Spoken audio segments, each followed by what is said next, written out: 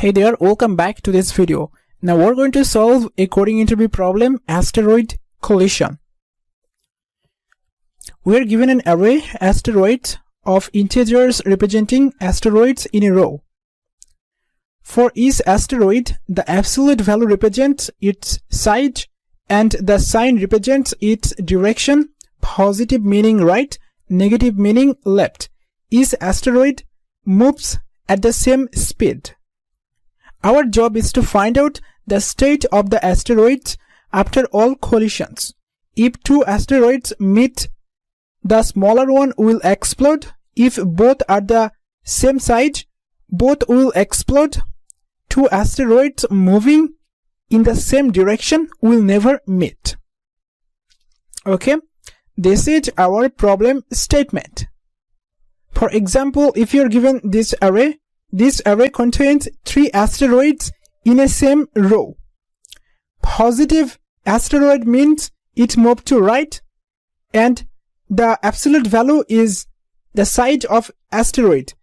Here we have 5, it will move to right. Here we have negative, so it will move to left. That is so in the problem statement. Now we have to consider the absolute value for the size of each asteroid. We see that 10 and 5 will collide. The absolute value of -5 is 5. If they collide, 5 is smaller in between 10 and 5. 5 is smaller, so 5 will explode. And we have these two asteroids 5 and 10, and they are moving to the right at the same speed. So they will not collide. So we have to return this array. This array contains 2 asteroids 5 and 10. If you are given this array contains 3 asteroids 5, 10 and -15. Positive value means move to right and negative value means the asteroid move to left. Okay, here we see 10 and -15, they will collide because 10 going to the right and -15 going to the left. And the size of each asteroid is the absolute value. The size of this asteroid -15 is greater than this asteroid, so the smaller one will collide. Now we have these 2 asteroids in a row, 5 and -15. -15 moving to the left and 5 moving to the right, so they will collide. Since 5 is smaller than the absolute value of -15, so 5 will explode. At the end, we will have just 1 asteroid in this row, so we have to return this 1 asteroid as an array. If you are given these 2 asteroids as input, here we see this asteroid is moving to right and this asteroid moving to left. They will collide and the value are the same. So the 2 asteroids will explode. We have to return the empty array. If you are given this array as input, here we see that this asteroid moving to the left, this asteroid moving to the right, and this asteroid moving to the right. So here these 2 and -5 will collide since the size of this asteroid is greater than this asteroid, so the smaller one will explode. Then we have these 2 asteroids 10 and -5. They will collide since this asteroid moving to the right and this asteroid is moving to the left.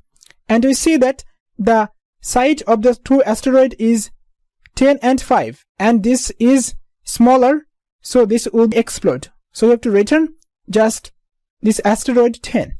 If you are given this asteroid, here we see -2 moving to the left, -1 moving to the left, and here 2 moving to the right, and 1 moving to the right. So they will not collide since they are moving at the same speed. So we have to return this array. This is the problem and how we can solve this problem. Now let's see how we can solve this problem. For sake of understanding, we'll take 3 examples.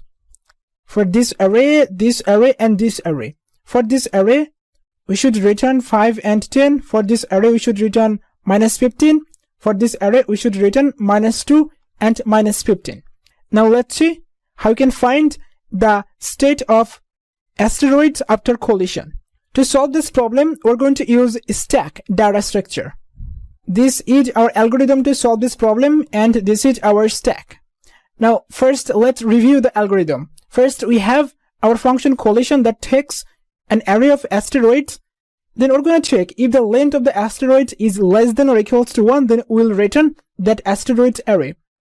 Then we'll declare a stack, and this is the representation of stack. Then we'll iterate through the asteroid in the asteroids array. Then we check if the asteroid is positive, then we will push that to stack. If we found a negative asteroid, then we'll check the absolute value. If we see the current size of asteroid is greater than the value we get from stack from the top, then we will pop the value from the stack. While this condition is true, we will move all the elements from the stack while this condition is true. Here we're going to check if the current peak value, that means the current value we have on the top of our stack, is less than 0 or empty, then we'll push that current element to the stack. Or if we see the value in the top of our stack is equals to the size of our current asteroid, then we'll pop that element from the stack. At the end, we'll have the state of our asteroids in this stack, and then we'll add all the elements to this array, and then we'll return this array. Now let me show you how you can solve this problem step by step. Now let's take an example. Let's suppose that we're given this array as input. First, we're going to add all the positive element to stack, or all the element that greater than 0. Okay, we see 5 is greater than 0, so let's add to this stack. Here we see this condition, and then 10, so let's add to this stack. Then we have -5. Now we're right here. While absolute value of peak is less than absolute value of I, so 5 is not greater than 10. So this while loop will not run. Then we're going to check, does the peak is less than 0? No, the peak value is 10. Does the stack is empty? No. Then we're going to check if the absolute value of peak and the current size of our asteroid is equal, then we will pop the element from stack. We see that this condition is false, so we're done. And at the end we have this stack, and we'll add this to the array, and we'll return the array. And this is how we can solve this problem. For better understanding, let's take another example. If you are given this array, first we're going to add all the positive elements to the stack. So let's add here 5 and then 10. Now we are at here -15. Since 15 is greater than 10, so let's pop out this element 10. Again, does the absolute value of -15 is greater than 5? Yes. So let's pop out this element as well. Now we see our stack is empty. Here in this if condition, we don't have any peak here. And here we're going to check, does the stack is empty? Yes, we see stack is empty. So let's insert the current asteroid to the stack. In this case, we will insert here -15. And we're done. Okay, now we have this stack and one asteroid in the stack that is -15. So we'll add that element to an array, and then we'll return that array. That is -15. Alright. Now let's take another example. If you are given this array, first we have -2. Here the while loop will not run since we don't have any value in the stack. Then here we see the stack is empty. So let's insert -2 to the stack. For next iteration 5. So let's insert 5 to stack since the current element is positive. Then 10 positive, so let's insert to stack. Then we have -15. Does the absolute value of -15 is greater than 10? Yes, 15 is greater than 10. So let's pop out the top element from stack. Okay, now we have 5. Does 5 is less than 15? Yes, it is. So let's pop out this element from the stack. Okay, here we should have peak without the absolute. So we have fixed it, and we have the source code attached to this video, link in the description. Here we should have just the peak, not the absolute function. Okay, now we're going to check, does -2 is less than -15? No. So this while loop stop here.